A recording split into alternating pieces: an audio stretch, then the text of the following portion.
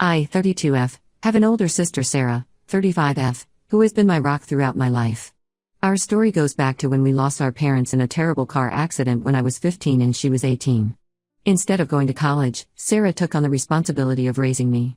She worked 2 jobs, one at a diner during the day and another as a bartender at night, just to make sure I had everything I needed. I remember how she would come home exhausted but still make time to help me with my homework or listen to my teenage drama. She made sure I never felt the absence of our parents too deeply. Growing up, Sarah was more than just a sister to me. She was my best friend, my confidant, and my mother figure all rolled into one. She sacrificed her own dreams so I could pursue mine. When I got accepted to college, she insisted on paying for it even though money was tight. She wouldn't let me take student loans or work part-time, saying she wanted me to focus solely on my studies. I always felt guilty about it, but she would say that seeing me succeed was all she wanted. I met James, 34M, at a friend's party 7 years ago. He was charming, successful, and seemed to genuinely care about me. Sarah was initially skeptical about him, saying he seemed too perfect to be true. But after a few months of dating, she completely changed her tune and became his biggest supporter. She would often invite us over for dinner or plan weekend trips together. James and Sarah got along so well that sometimes I even felt a bit left out of their inside jokes and conversations. We dated for 3 years before getting married. Sarah threw herself into wedding planning with such enthusiasm that sometimes it felt like it was her wedding rather than mine. She insisted on being my maid of honor and organized everything from the venue to the flowers. The wedding was perfect, and I thought I had everything I could ever want: a loving husband and an amazing sister who got along great with him. The first few years of marriage were wonderful, or at least I thought they were. James was attentive and loving, always surprising me with gifts or planning romantic dates. If he sometimes worked late or had to go on sudden business trips, I never questioned it because I trusted him completely. Sarah would often come over during these times to keep me company, saying she didn't want me to feel lonely. Everything changed 8 months ago when I discovered that James had been cheating on me with multiple women. It happened by chance. I was using his iPad to watch Netflix when messages started popping up from someone named Lisa. The messages were explicit and made it clear they had been seeing each other for months. When I confronted James, he initially tried to deny it, but then more evidence kept coming up: other women, hotel receipts, secret phone bills. I was devastated and immediately moved out of our house. Sarah, being the amazing sister she was, took me in without hesitation. She helped me find a divorce lawyer, attended all the meetings with me, and held me while I cried myself to sleep many nights. She seemed just as angry at James as I was, calling him every name in the book and promising me that karma would get him eventually. The divorce was messy but finally got finalized 3 months ago. Throughout the process, Sarah was my biggest support system. She even helped me track down some of James's hidden assets that he hadn't disclosed during the proceedings. I don't know how I would have gotten through it without her.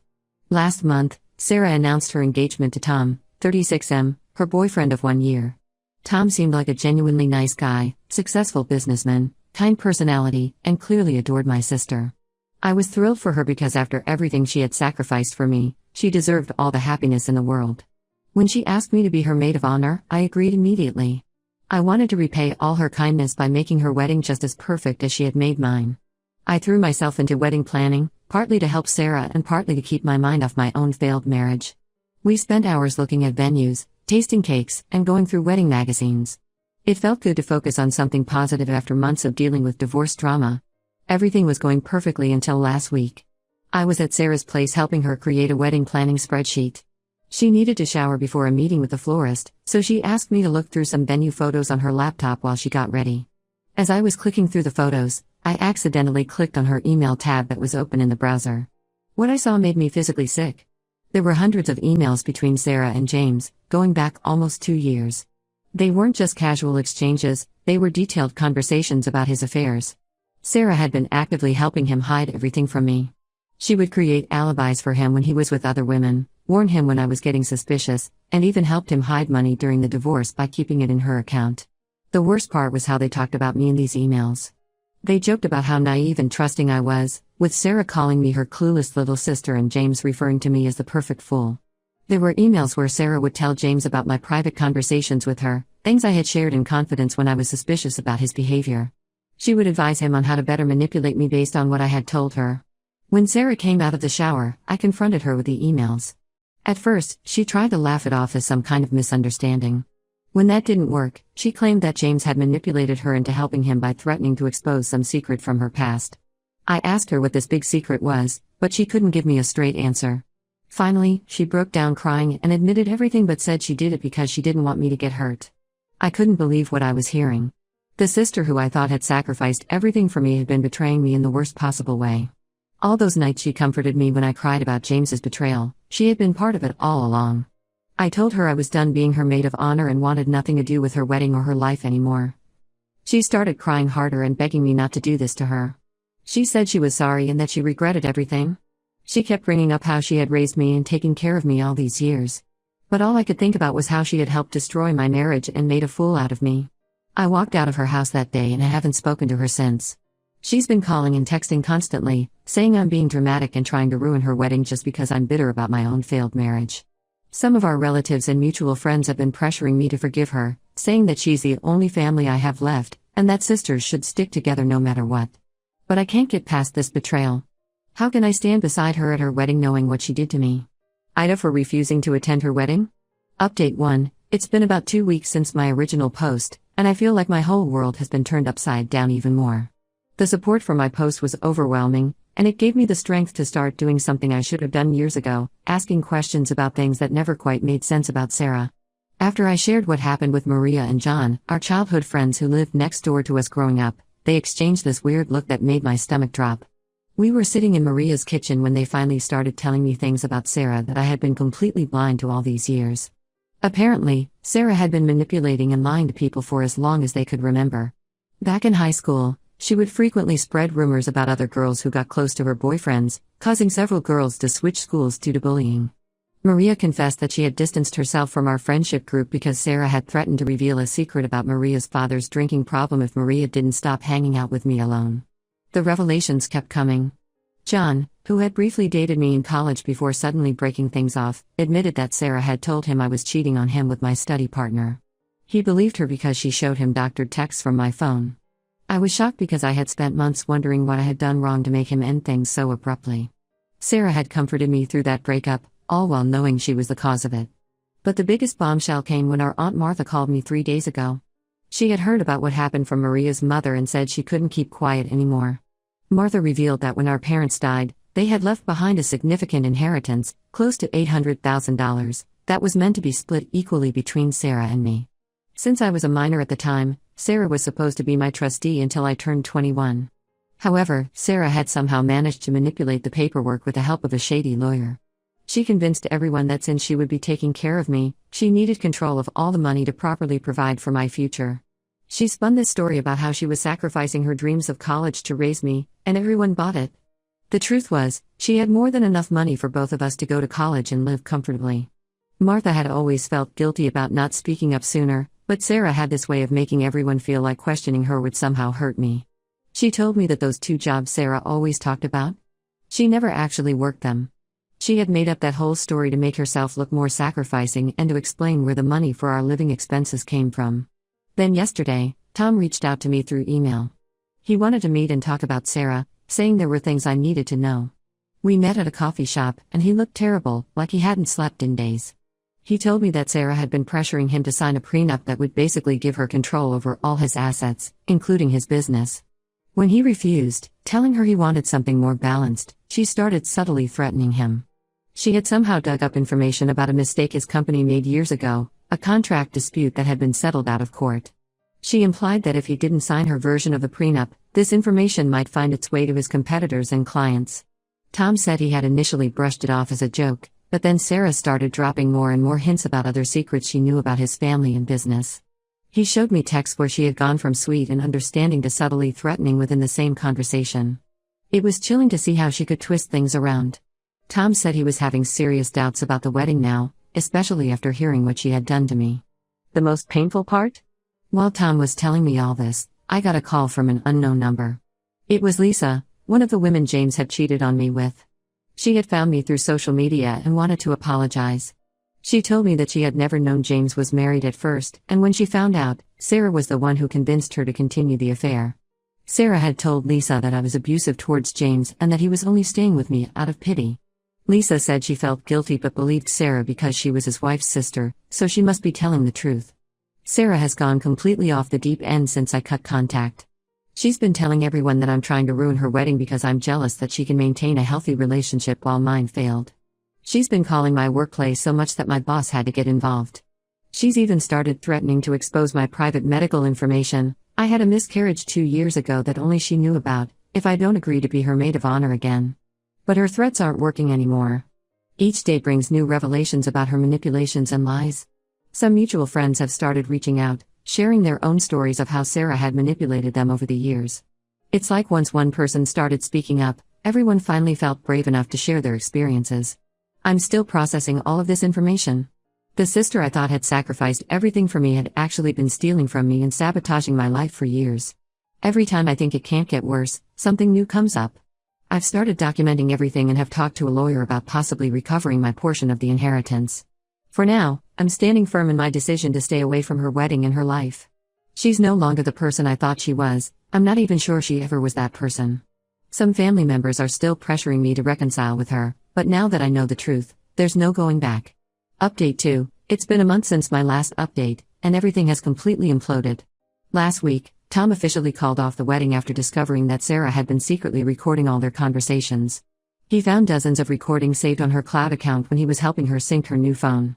The recordings weren't just of their regular conversations, she had been specifically trying to catch him saying things that could damage his reputation or business if taken out of context. The final straw for Tom was finding a folder titled Leverage on her laptop. It contained not just the recordings, but detailed notes about his family members, business partners, and even his ex-girlfriends. She had been systematically gathering dirt on everyone in his life. When he confronted her about it, she tried to play it off as wedding research but couldn't explain why she needed information about his teenage daughter's therapy sessions or his sister's past relationship problems. After Tom left her, Sarah completely lost it. She showed up at my workplace last Tuesday, completely drunk at 2 p.m. She stormed into our office building, screaming about how I had ruined her life and turned everyone against her. She was saying wild things about how I had always been jealous of her and how I had manipulated Tom into leaving her. My coworkers were shocked. They only knew me as the quiet person who brings cookies to office potlucks. Security had to physically remove her while she kept screaming that she would make me pay. My boss Jack was incredibly understanding, but it was mortifying. The next morning, I received a large manila envelope in my mailbox. At first, I thought it was more threats from Sarah, but when I opened it, I found something much more disturbing. There were copies of old bank statements, checks, and legal documents dating back to when our parents were still alive. The documents showed that Sarah had been systematically stealing from our parents for years before their death. She had somehow gotten access to their accounts and had been transferring small amounts regularly to a secret account. The most shocking document was a letter from our parents' old lawyer to Sarah, dated just a week before their accident. The lawyer was questioning some irregularities in their accounts and mentioned potential legal action. I took everything to my lawyer, and she confirmed that Sarah had forged our parents' signatures on several documents. She must have gotten pretty good at it because she later used the same skill to manipulate the inheritance paperwork. The evidence suggests that Sarah might have known about our parents' financial situation even before their accident. This revelation has opened up a whole new set of questions that I'm almost afraid to ask. My lawyer has advised me not to speculate publicly about certain aspects of this situation for legal reasons, but we're pursuing action to recover my share of the inheritance and the stolen money.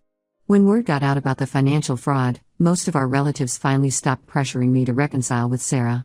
Our Aunt Martha was especially upset because she had helped Sarah get control of the inheritance, believing she would take care of me.